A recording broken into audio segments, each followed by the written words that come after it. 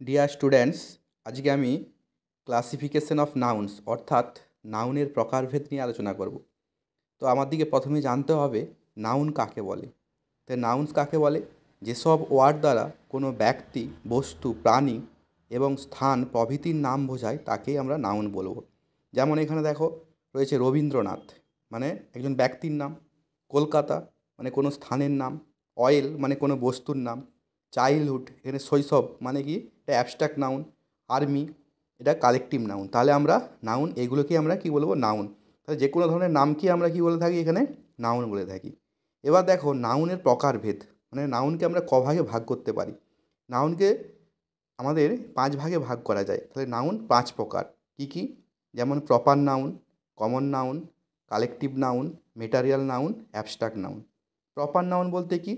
কোনো বিশেষ ব্যক্তি বা কোনো স্থানের নাম, যে বিশেষ নির্দিষ্ট করে নাম বোঝাবো তাকে আমরা প্রপার নাউন বলবো।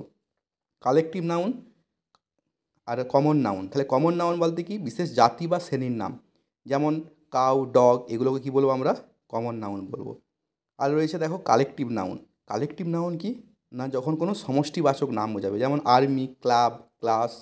কোনো ব্যক্তি, বস্তু বা প্রাণীর যখন আমরা কোনো সমষ্টিবাচক নাম বলবো তাকে আমরা কালেকটিভ নাউন। আর মেটারিয়াল নাউন, কোনো বস্তুর নাম কি আমরা মেটারিয়াল নাম বলবো, যেমন অয়েল, মিল্ক, এগুলোকে। আর অ্যাবস্ট্রাক্ট নাউন কেমন? গুণবাচক নাম, যেমন চাইল্ডহুড, ডার্কনেস, অনেস্টি, সততা, এগুলোকে আমরা কি বলবো? Abstract noun. তাহলে আমরা ক্লাসিফিকেশন অফ নাউন বলতে এই 5 প্রকারকেই বুঝি। নাউনের প্রকারভেদ: proper noun, common noun, collective noun, material noun, abstract noun. তো আমার যদি এই ক্লাসটি ভালো লাগে তোমরা অবশ্যই সাবস্ক্রাইব করো আমার চ্যানেলটিকে।